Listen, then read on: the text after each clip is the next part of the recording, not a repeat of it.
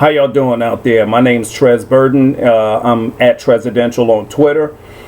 I want to talk about the Donald Trump craze because, as everyone knows right now who's paying attention, there's the GOP primary going on for the 2016 presidential election.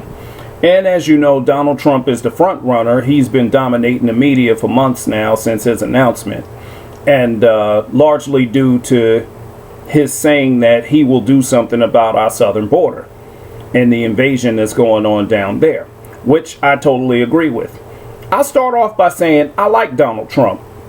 It's early into the process now. We still have a year to go, a year and a month to go.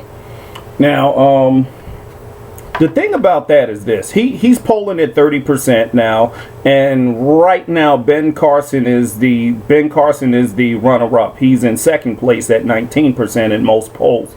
Now, here's the deal. I don't have a candidate yet.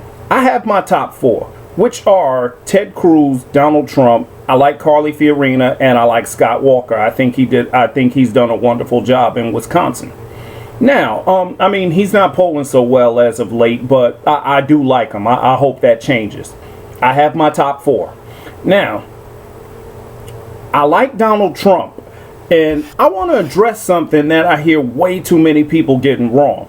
I mean, really smart people. I hear them getting it wrong all over the place.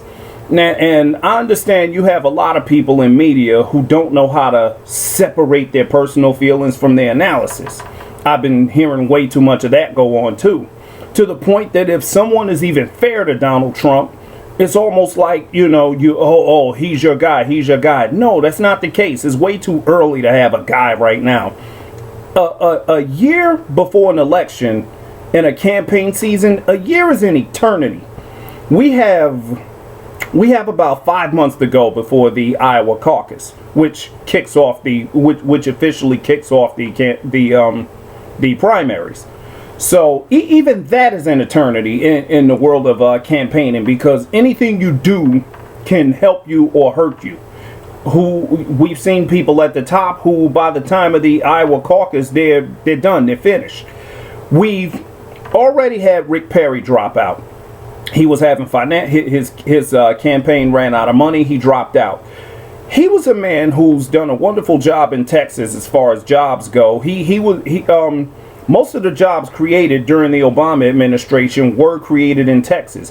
Rick Perry, with some mistakes, he was a great governor.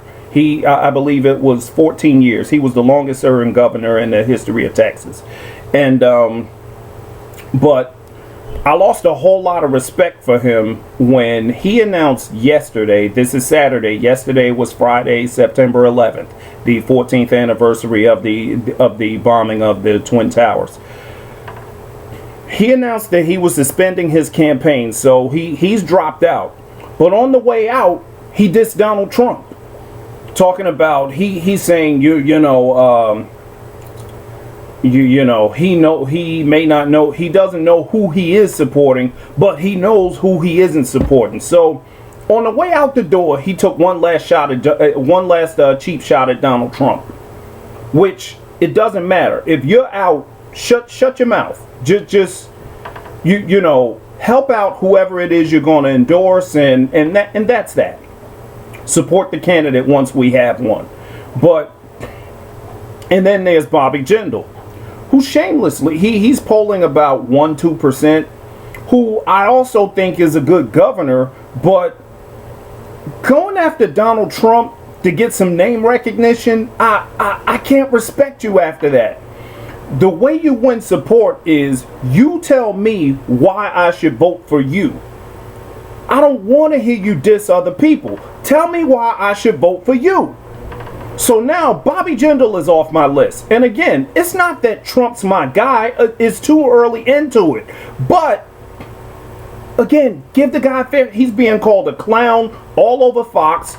The overrated Charles Krauthammer. He's been dissing Donald Trump ever since he announced. All these other old horses whose opinion way too much is Way too much value is given to these people's opinion. Your George Wills and your Bill Cristols and all these people who would love to see another rhino get in office who's not going to change anything. And make no mistake, they all want Jeb Bush. All of them. Now, as far as the punditry goes, it seems to be cool to diss Donald Trump. I know it's always go after the big guy. And that's in a lot of situations. You know, everyone thinks it's okay to go after after the big guy. Right now, Donald Trump is the big guy. He's I don't know, he's dominating media. None of the other candidates can seem to get any coverage unless they say something about him. And even when they do get coverage on the Sunday shows or wherever it is they decide to go, they get asked about Donald Trump. But here's where they go wrong. And I want to expose a few lies too. Here's where they go wrong. If you and I are both in a race, and the TV segment may only be 3 minutes, you may get as many as 5 minutes, 7 minutes on a radio show, but these segments aren't long. If I'm in the race also, do you think I'm going to waste my precious airtime being asked about someone else? But these people, what they do, in the little bit of airtime that they do get, half of that is spent when whoever the interviewer is say, what do you think about Donald Trump? What do you think about what Donald Trump said? Trump. They fall into the trap.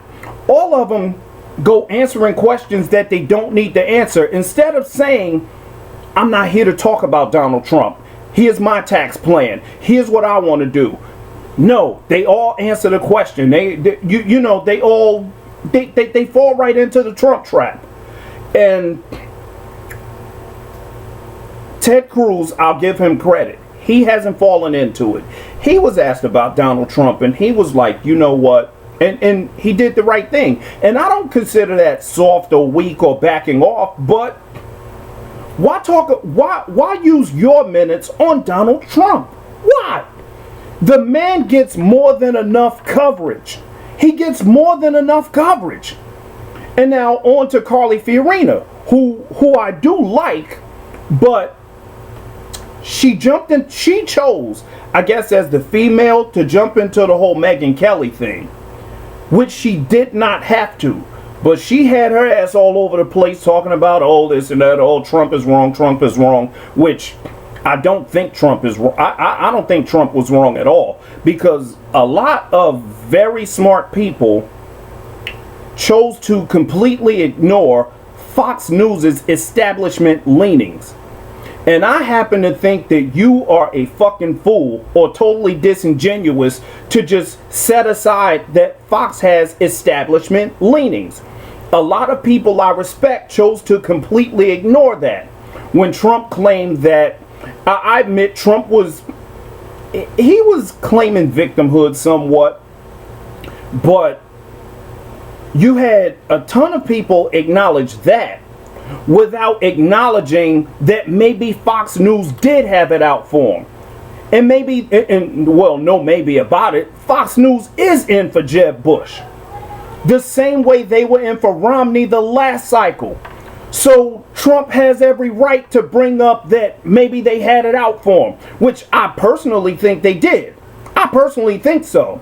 But you had all these people because, it seems like the hatred for Trump is more personal than political. You know, he said a whole bunch of things in the past that, yes, he needs to be vetted like anyone else. We have to make sure he's real because, yes, he has said some nutty, liberal, globalist type shit in the past. Donald Trump's been a famous man for a long time. I don't know, like 35 years or so, we've known the name Donald Trump. Everyone knows who he is. All the things he said has been on, it's all on record. So, that he supports universal health care and all of these things that I do not support and that are not conservative policies. But the man's a fighter.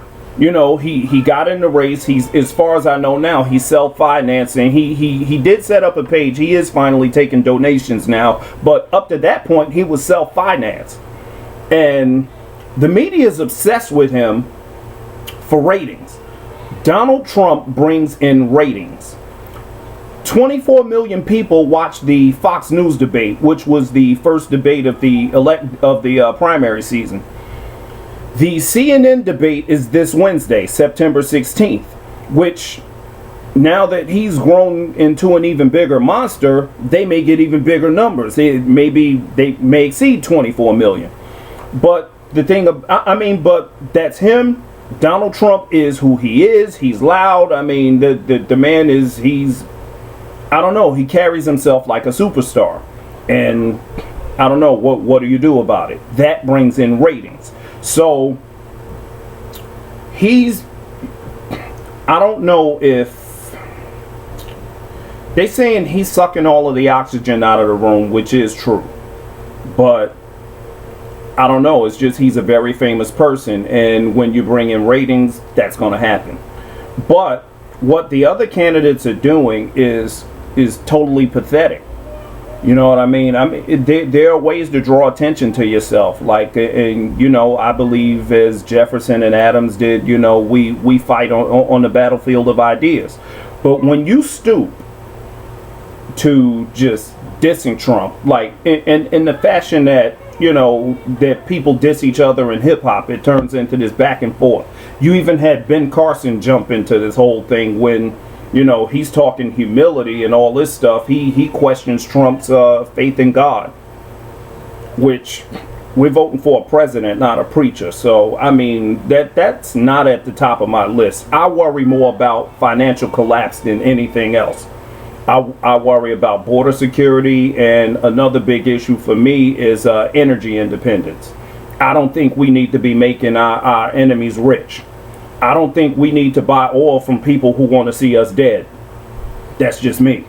But, you know, religion is a big deal to some people. So, I mean, it might work. But he backed out of it. He apologized for throwing jabs at Trump. But that seems to be in season now. And what I don't like is I've heard so many people lie. Like radio talk show hosts, people all over TV. Some of these people I respect very much, but I don't understand how they can look into these cameras and talk into these mics and lie as if Donald Trump is the one out there starting with people. Donald Trump hasn't started one fight with anyone. What he does is respond to anything that's said about him, but not once has he thrown the first punch. And I'm sick of hearing people lie on him. Again, he's not my candidate. I mean, because if you dare say something good about the guy, or if you come to his defense when he is truly treated unfairly, if anyone comes to his defense, then, oh, you're for him, oh, you're supporting Trump. You know, Limbaugh's been accused of it, Levin's been accused of, oh, you're in for Trump. No, they're not in for Trump. They're just not trashing him, and they give the guy a fair shot. They let the guy speak his piece. And Donald Trump so far has only defended himself. He hasn't thrown the first shot at not one candidate. He doesn't have to. The man doesn't need any more attention than what he's already getting. I mean, Carly Fiorina, she jumped into the Megyn Kelly thing. She did not have to. And now the Rolling Stone magazine, it just recently got published, and it came out that he made comments about her face along the lines of her being unattractive or whatever. And he said that's not what he meant. I believe that is what he meant, but, you know, hey, they say what they say, you know. All of them do it. When it's campaign season, there is no shortage of bullshit during a campaign season. And that's all of them. Now, this thing, all right, that's one lie about Trump needs to, the lie about Trump attacking people. Trump hasn't attacked anyone. He defends himself. When you throw a jab at him, he punches back harder. He defends himself, and he does it harshly. That's who he is. I don't fault him for that. You don't want him to come at you? Hey, when you're asked about him, shut the fuck up. How hard is that to do? Now, this whole thing about Trump's not conservative. Trump's not conservative. Okay, and and the other one, he's not a serious candidate. I want to say this. You're serious because some people have picked their person already. And your person is the serious candidate. Let me tell you something. Your serious candidate would not have gotten by Jeb Bush. He will not get by Jeb Bush. All of them owe thanks to Donald Trump for dragging Jeb Bush down, because he was going to be your next president. And there are a lot of rich, powerful people who were going to see to that. They had a plan to take out Ted Cruz. Marco Rubio is blocking for Jeb Bush. For one, don't you think it's odd that there are 16 Republican candidates? Do you think and Trump is supposedly the clown in the race with Lindsey Graham in there? How do you call Trump the clown and not a serious candidate when you have Lindsey Graham in that race? He is a bona fide clown. But, you'll never hear the rhino punditry dissing him, not once. But he's in that race to help secure South Carolina for Jeb. A lot of these rhino governors and these dinosaurs from the political past, they are in this race to block for Jeb. You better believe it. I believe Carly's in the race for herself. I believe Ben Carson entered the race for himself. Like the insurgent candidates from outside of DC, I believe they're in it for themselves. They're running because they want to. Jeb Bush, Chris Christie, whose moment has passed. He could have won in 2012. I believe he's old news now. Pataki, all of these people who you just really don't care about.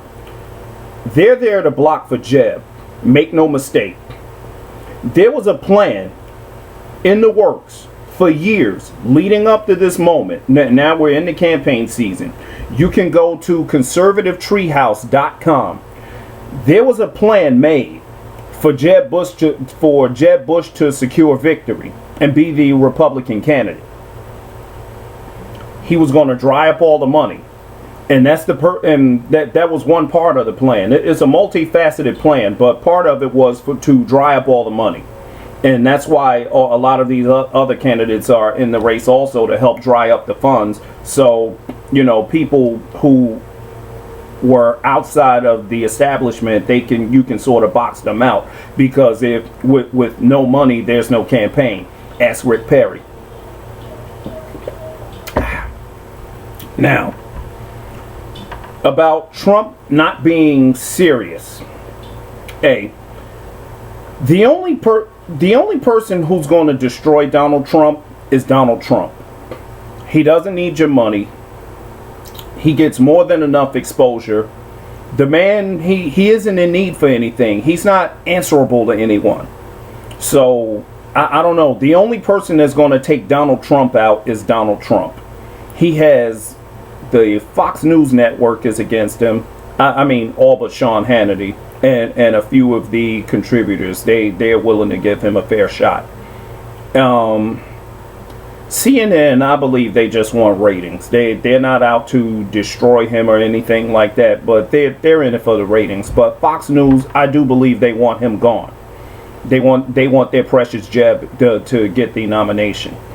And he would have gotten it, but because when this plan was made, when this plan was constructed before to take out your Ted Cruz's and the more conservative candidates, they didn't factor in Donald Trump. Donald Trump was not a part of that equation because, he's been teasing the presidential run for years now. So when he says he's going to run for president, no one ever thinks he's going to do it. They think he's just, it's just a publicity stunt. So this thing is because he's been criticized for everything, the comments he makes about people, even though I wish he would cool it with all the name calling and the The more petty stuff, I mean, I like the fact that the man fights back. I love that. But the level he stoops to, I believe it cheapens him. Again, just my opinion. He's his own man. It's not like he's going to see this video or he has no reason to take any advice from me. But I do think he needs to calm that down now. I believe Newt Gingrich was the only one I heard, say this to him, that maybe he does need to tone it down. But what's refreshing to a lot of people is that Trump isn't obsessed over tone. Because Republicans spend most of their time letting Democrats criticize them about tone. Now imagine you taking advice from your enemy or someone you're about to fight. They're knocking the hell out of you, and at the same time telling you, hey, don't hit too hard. They're telling you how to fight them. And you're dumb enough to take your opponent's advice about what you should do. Trump is breaking every single rule, and I think that's refreshing to people, and that's why he's doing so good in the polls. And another reason he's killing the polls is because we busted our asses. Tea Party, grassroots people, we busted our asses. We donated. We doing everything we could possibly do to get conservatives elected. We picked off a few rhinos in primaries, and we in 2010, that was the first year that we let the establishment know that we meant business, that we can win elections. 2010, we give Republicans the House. Nothing changes. All we get are 40 bullshit show votes about, repealing Obamacare. When the House has independent power to defund Obamacare, no effort was made to defund it. Not a one.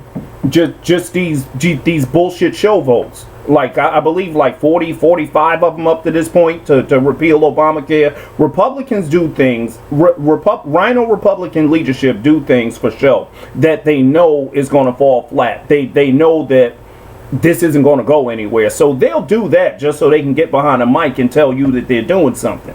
They're not. Then 2012, it went how it went. Mitt Romney, he was afraid to throw punches back. He's a part of that establishment that thinks you got to be polite to your opponent. It doesn't work. It does not work. And then enter 2014. We bust our asses again. We get you the Senate. McConnell, who Rand Paul endorsed over conservative Matt Bevin. We had a viable conservative in Kentucky when McConnell was up for re-election. Rand Paul, one of your serious conservative candidates, he endorsed Mitch McConnell. Mitch McConnell is a huge part of what's going on, of what's going wrong now. You can see it with the Iran deal, with these omnibus spending bills. McConnell, it's just like still having Reid almost. It's no different. The Senate is no different. It's just like Reid is still in charge. He may as well still be in charge. And same with Boehner. It's only slightly better than having Pelosi. These guys are weak.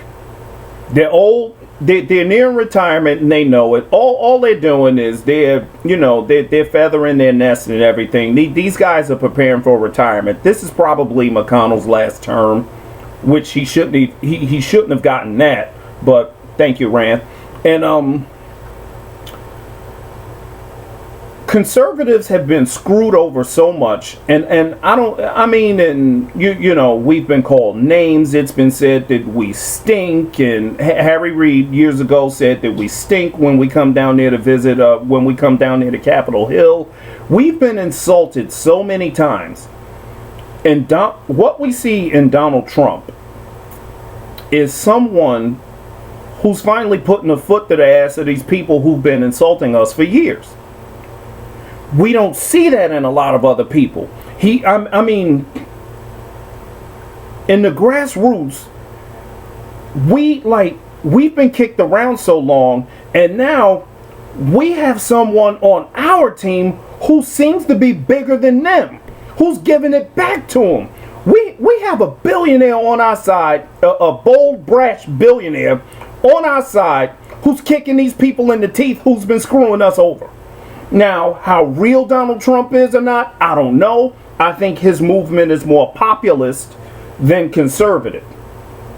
But the whole thing about Trump not being conservative, I want to tackle that argument too. Let's look at who's going to be on the debate stage in a couple of days. You have 4 senators up there. I believe Lindsey Graham is irrelevant, but I'm going to count him. You have 4 senators on that debate stage. Ted Cruz, Marco Rubio, Rand Paul, Lindsey Graham.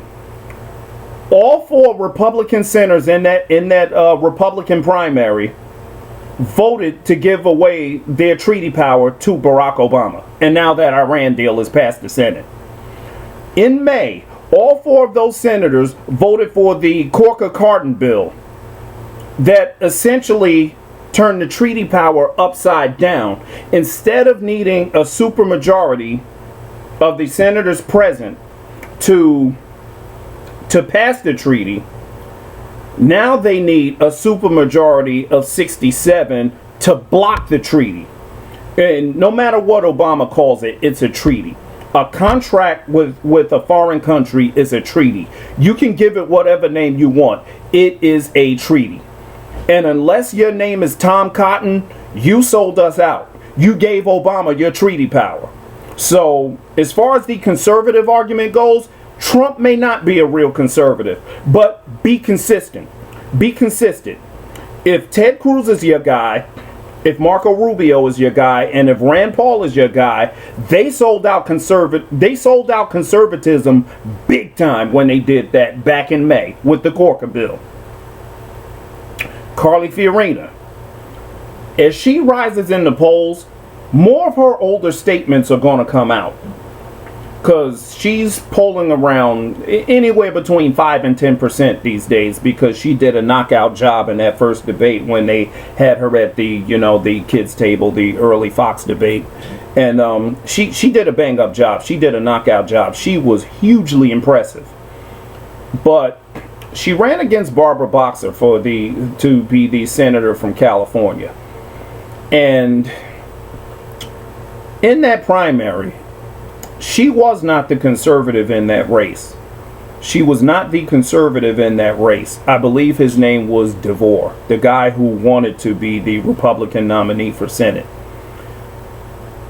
As she rises in the polls, because your jump doesn't come out until you hit a certain number. Because if you're polling at 1-2%, nobody's going to waste money or time digging up dirt on you.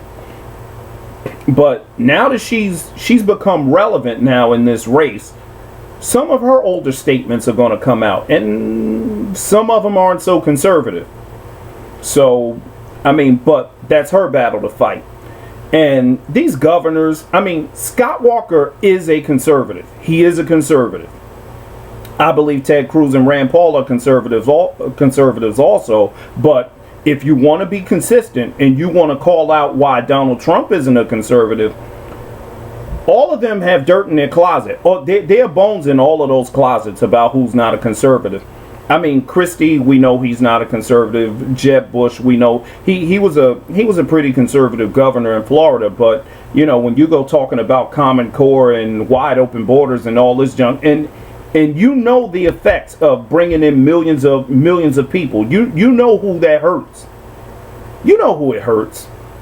We do not need millions more. We do not need millions more unskilled laborers in this country. We don't. Not when we already have 94 million people out of work. Right now, there are 94 million people not working. A third of our population sits home. So the last thing you need is millions of people from other countries. And I don't care whether, I don't know, this nonsense about, you hate Hispanics if you want the border secure. No, you're not a country without a secure border. To quote my man, borders, language, culture. You do not have a country without borders, language, culture. Once that's gone, you don't have a country. So the thing is this, I just had to rant because while Donald Trump, I do like him, he's not my guy, it's too early, but there are too many lies out there about him. Way too many. And there are things that they're pulling up his past and sort of they're cherry picking who they want to, dig dirt on as far as not being a conservative. And plus, since when has anyone on these Fox News panels been concerned about someone being a conservative? When Ted Cruz stood up again to defund Obamacare, he was trashed viciously by all of these people who are concerned about Trump not being a conservative. Ted Cruz was trashed by all of those same people. Those are the same people who trash any candidate who we try to put up against a rhino. They didn't like that Dave Bratt defeated Cantor in Virginia's 7th District. They didn't like that. They trash us constantly. Now that they really want Trump out of the race, they have stooped to saying that acting as if they're concerned about his being a conservative, when they know the last thing they want is a conservative president. Now, I'm not calling Trump a conservative, don't mistake it. But the thing is, though, if you're going to pull bones out of his closet, do all of them. Do all of them. Be fair to the guy. I mean, and if you don't like him personally, I mean, that's your problem. Let that be your problem. I don't care how you feel about him personally. But the thing is, when you get behind your microphone or you sit on some panel or get behind some camera, be objective. Don't show the guy, don't do the guy any favors. And if you're going to throw jabs at him, you know what? Throw the same jabs at everybody. And don't get mad at the guy for punching back at people, because he hasn't thrown the first punch at anyone. But the guy, he punches back viciously, and I love him for it. And I think the American people do too. And as far as we know, up to this point, 30% of Republican voters appreciate how he's been so far. Well, we'll see if the next debate, the CNN debate, is in a few days. We'll see if that changes. We'll see if he drops in the polls. We'll see if he implodes. We'll see if he self-destructs. Many people want him to. I personally don't. I'm not sure if I want him to be the candidate, but I know this much. I do want him in the race for a long time. I want him to take out Jeb Bush, because trust me, your guy wouldn't do it. I don't care who you like. Not Ted Cruz, not Carly Fiorina, not any of them. Jeb Bush and the machine would have taken out all of them, no matter who they were. So you can all thank Donald Trump. While you're throwing jabs at him, just slip a card in there. You know what I mean? When you're throwing your punch at him, slip him a thank you card for pulling Jeb down, because he was the only one with the ability to do it. I'm Presidential. I'm signing off. Just had to get that out. See you after the debate.